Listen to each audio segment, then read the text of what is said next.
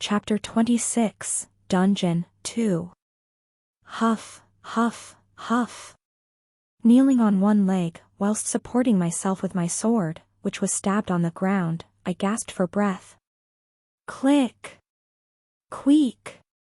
Before I could even have enough time to catch my breath, a goblin tried to sneak up from behind me, but fortunately, I was still alert and dealt with it in one swift movement. And here I was telling myself to keep my arrogance in check. Holding the left side of my stomach, I felt my whole body become dizzy. I overexerted myself. Looking at my surroundings, the area around me was littered with corpses. My previously clean clothes were now drenched in green blood. For the past hour, I had been fighting against more than 20 goblins. At first, I thought that dealing with 20 goblins wouldn't really pose a problem with my current abilities, but I had severely overestimated my capabilities and underestimated the goblins' abilities. Just because goblins were supposed to be weak, didn't mean they were actually weak. Yeah.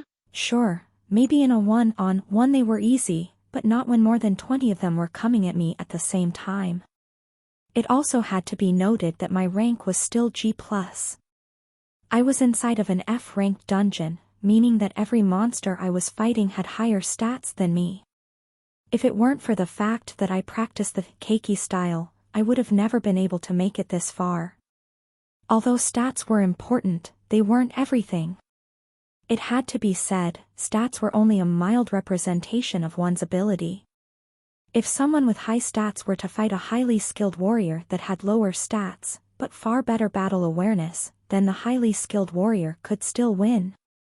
It was like in games when fighting a boss. The boss always had better stats than the main character, but she could nevertheless still beat the boss. As long as you adopt the right strategy, you could win regardless of your stats. Well, given that the disparity in stats was not that different. If the stats of the boss was a lot higher than your game character, then you might as well kiss your game. Goodbye. On the off chance that the boss was stronger, but the difference in stats between boss and character wasn't that big, then you could do several things to beat it. Like for example, if you hit a monster on their weak spot. By hitting their weak spot, the monsters will sustain far more damage as compared to a regular strike. In goblins' cases, their weak spot was located right on their forehead, just in between their brows. Because my sword's art was extremely fast, I was able to swiftly deal with the goblins with one quick stab. It may sound easy, but it really wasn't. I had to fully concentrate each time, as a slight miss could cause me to lose my rhythm. Moreover, because there were so many of them coming at me at the same time, I had to kite them for 1 hour before I could finally kill them all. It was only after that I dealt with all the goblins, that I felt pathetic for telling myself how I shouldn't become arrogant and always humble myself in the face of danger. Had there been 1 or 2 more goblins, I really might have died. Maybe not died, but I would have at least gotten severely injured. Well, if we look at this on a positive note, I was almost halfway towards reaching my goal of collecting 50,000 U. Because the Keiki style primarily focused on dealing a singular swift movement at unimaginable speeds, the corpses around me were all in pristine conditions, meaning that I could sell them for more money. Tapping on my bracelet once, I grabbed a goblin and placed it on top of my bracelet. Sham! Right after placing the goblin on top of my bracelet, it disappeared. Great stuff. Like this, for the next 10 minutes, I placed all the goblins that I killed inside of the bracelet. Phew! 21 goblins, huh? If each goblin went for 1,000 U, right now I had accumulated a total of 21,000 U. Well, that was if we exclude the 11% clause, which would be around 2,310 U. Wiping off the sweat that had accumulated on my forehead, I tapped my bracelet twice and a water bottle suddenly appeared in front of me. Dimensional storages sure are handy. By tapping the bracelet once, I could put anything inside of the bracelet as long as it didn't exceed the storage capacity. By tapping twice I could retrieve whatever I stored inside of the bracelet, as long as I thought of what I wanted. truly convenient. Taking the water bottle, I took big gulps. All that exercise had made me extremely thirsty. After drinking the water, I took out a stamina recovery potion and drank it. Soon after finishing the stamina recovery potion, I felt a rush of energy enter my body, making my previous fatigued expression turn much better. I used 3 stamina recovery potions during my fight with the goblins, yet even with that, I was completely drained by the end of the fight. Standing up, I decided to stop looking for goblins for a while. Since I didn't think I was ready to face another goblin horde and hunting a single goblin at a time was just a waste of time, I decided to directly look for boss monsters. If goblins and monsters of similar strength were considered weak opponents, boss monsters, which were a lot stronger than regular monsters in dungeons, were considered formidable opponents for those who were of the same rank. Not only did they have much more health, but each of them also had the strength that almost neared the next rank. If you were in a G rank dungeon, a boss monster's strength would be at around G plus, almost nearing F rank, making them extremely tough opponents to face. Wait, why deal with a boss monster that were stronger than a horde of goblins? It was simple, really. When fighting against the horde of goblins, I had to repeatedly aim for their weak spots while kiting. Moreover, because I was being attacked by all sides, I barely had enough time to breathe. It was like doing HIIT cardio for 1 hour straight. With boss monsters, although they were stronger, I could have more room to breathe. Depending on the boss monster I was going to face, chances were that fighting against them was going to be easier than fighting against a horde of goblins. Boss monsters were all different. Some were slow, some were extremely fast, some were tanky, some were super strong. There were many different types of boss monsters, and depending on which one I was going to face, the difficulty was going to vary. For example, if I were to face a really strong boss that had limited mobility, against my sword's art it wouldn't pose as much of a challenge as I could just overwhelm it with my speed. However, if I were to face a similarly fast boss monster, then things would become troublesome. The difficulty of a boss monster depended on how well I could counter its flaws. Each F-rank dungeon had around 25 bosses, and although I didn't know the exact location of each boss monster, with my knowledge as the author of this novel, I could more or less get a basic idea of where they were. Although each dungeon was different, they followed a specific set of rules which I had set up. Though looking back at it now, I think I may have overcomplicated them a bit. A dungeon followed a law of conservation of energy. Once a dungeon was created, its energy capacity was permanent. Meaning that if the balance within the dungeon were to be increased, the dungeon would break and destabilize. So as long as the dungeon capacity remained greater or equal to the external energies inside of the dungeon, monsters plus humans, then the dungeon will function without a problem. Moreover, the monster's energy was always constant, so the only thing that could cause a dungeon to break was if the external energy increased to the point that the overall energy exceeded the dungeon energy capacity. To make things easier to understand, let's assume a dungeon was a half-filled balloon, where the air inside of it represented the total number of monster energy inside of a dungeon. Once a human entered a dungeon, the amount of air inside of the balloon increased proportionally to the human's strength. The stronger the human was, the more air was filled inside of the balloon. If suddenly too many humans entered the dungeon, or too much air was blown into the balloon, then the balloon will pop, and in the case of dungeons, they would break and desync. That was the first and most basic rule of a dungeon. The second rule was that, once a monster was slain, the dungeon will replenish its energy by spawning another monster with equivalent strength. Since a dungeon was located in the demon world, the monsters which were respawned in the dungeon were just monsters that were found in the nearby region. Respawning was the process in which a monster was replaced by another inside of a dungeon. Dungeons were a source of nourishment for monsters, and once a monster inside of the dungeon was killed, a monster would automatically be drawn by the dungeon to fill its spot. However, a dungeon could only draw a monster that fit the missing energy capacity. If the monster was stronger than the monster killed, then the dungeon would automatically reject its existence and prevent it from entering. A dungeon could only be considered cleared when the dungeon could no longer spawn monsters, as all the ones in the vicinity had died. Yeah. Sure, you could technically clear a dungeon by just exceeding its dungeon capacity and causing it to desync, but that would be stupid. Not only will the hunters inside of the dungeon find themselves stuck in the demon world, due to the desync, but you would also lose a source of income as the monsters inside of a dungeon went for a lot of money due to their tough bodies.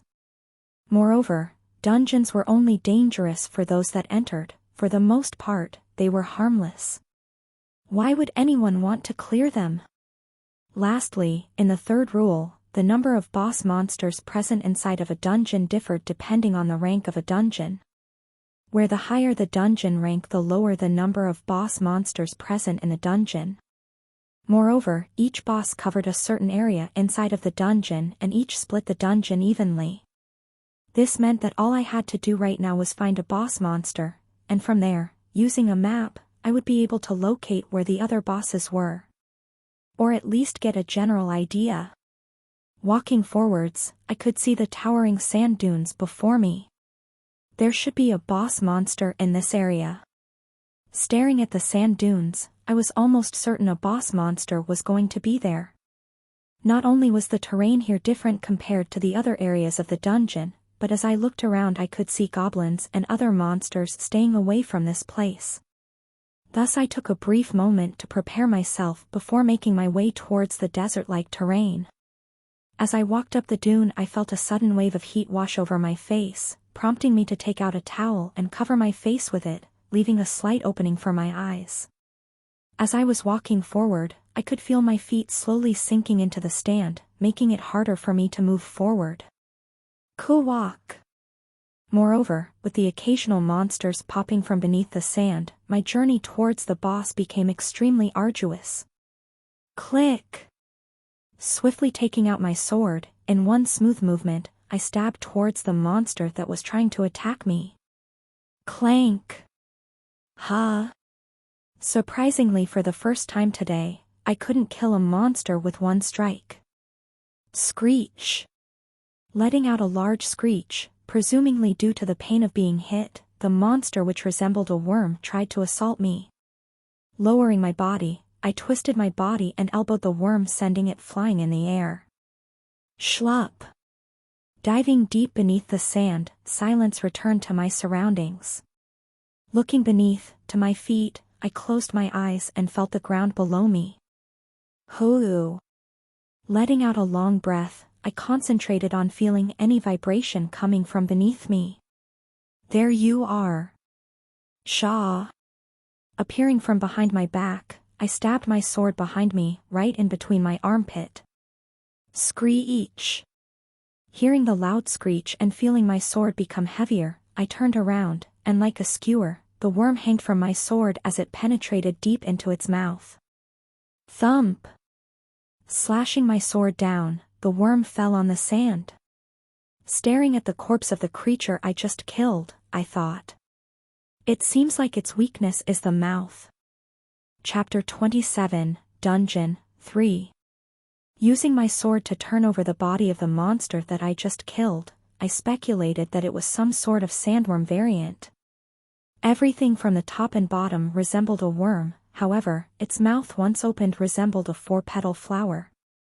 But unlike flowers, it was anything but pretty.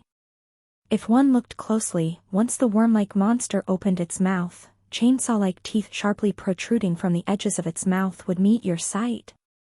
Its exterior, which was as hard as titanium, had some sort of mucus-like substance excreted from its body. Tshh.